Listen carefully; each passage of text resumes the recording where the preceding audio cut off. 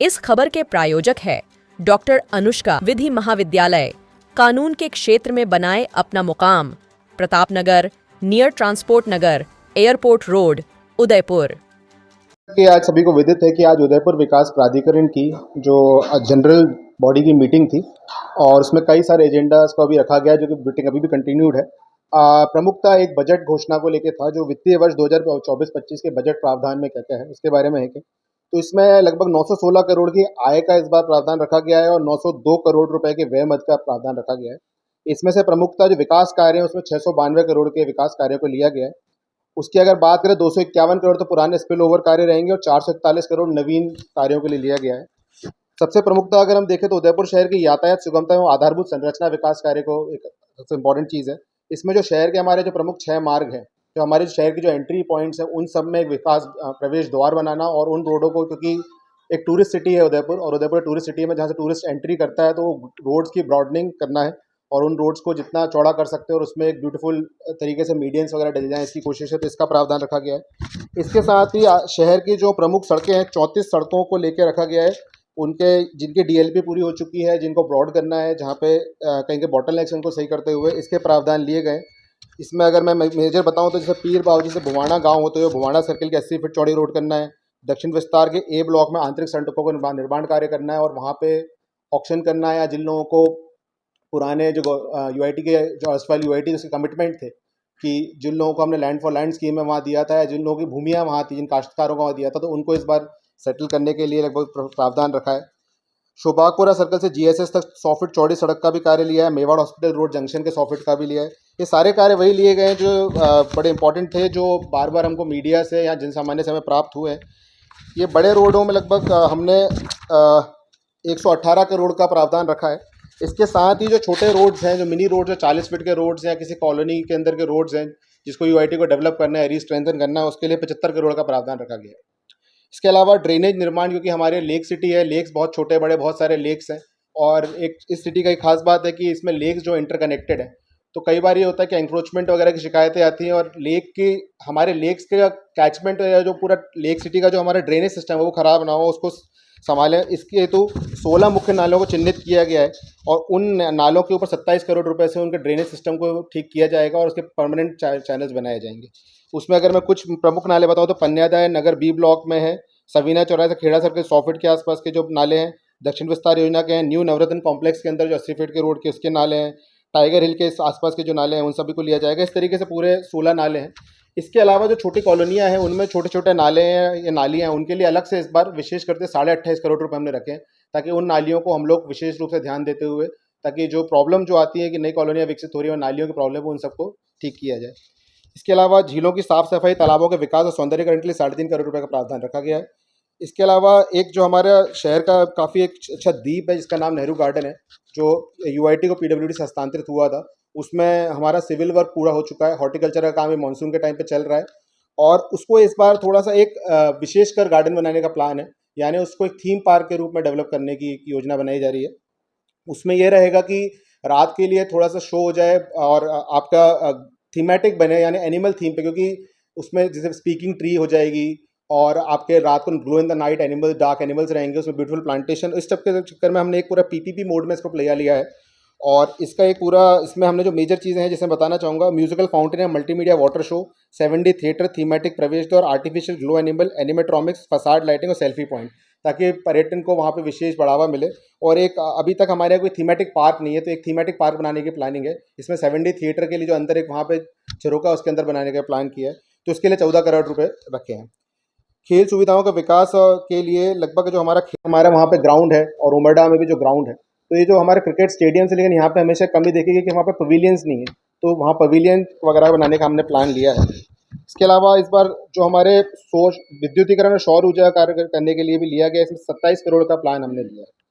और प्राधिकरण कॉलोनी में पार्कों के विकास हेतु जो कि रिजर्व लैंड्स है, उसके लिए 2 योजनाएं बनाई गई हैं कि जो हमारे पार्क हैं इस बार, तो कुछ जगह जहाँ रिजर्व है, जहाँ बड़े रिजर्व एरियाज उनको पार्क डिक्लेयर करते हुए उनको पार्क का काम लेना है। अभी शुरुआत है, प्राथमिक तौर पर 3.5 करोड़ का बजट लिया है, इसको एज एंड वैन और रिक्वायर्ड होगा तो इसको बढ़ाया जाएगा। सबसे इंपॉर्टेंट चीज़ जो है उदयपुर की पहाड़ियों के संरक्षण एवं उनको ग्रीन जोन करने के लिए, तो इसके लिए उदयपुर में इस बार हमने 7.5 करोड़ का प्लान लिया है और उसको 5 वर्ष के एमओयू के तौर पर 28,000 वृक्षों को इस तरीके से लगाने का है। इसका कार्य भी हमने चालू कर दिया है और ये अभी बारिश के मौसम में सभी जनप्रतिनिधियों और जन सामान्य के साथ मिलकर ये कार्य किया जाएगा। पेयजल सुविधा के लिए 11.5 करोड़ का कार्य लिया है।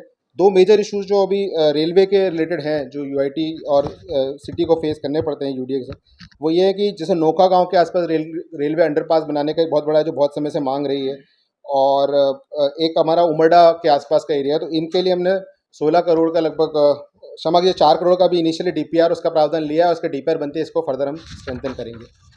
प्राधिकरण में जो तालाब जो आते हैं उसके संरक्षण एवं विकास के लिए हमने मूलभूत जैसे झरनों की सराय का तालाब है, ढीकली तालाब है, बड़ी तालाब है, और जैसे रकमपुरा में हम देख रहे हैं कि हमने एनजीओ के माध्यम से वहाँ पे अभी हमारा वहाँ पे डीपनिंग का काम चल रहा है, तो उस चीज़ को देखते हुए 2 करोड़ का हमने वहाँ पे डेवलपमेंट का प्रावधान लिया है। इसके अलावा लखावली तालाब का फीडर है, क्योंकि लखावली की तरफ पानी बहुत अर्धन फीडर है, उसको स्ट्रेंथन करते हैं, उसको भी 2 करोड़ का प्रावधान हमने लिया है।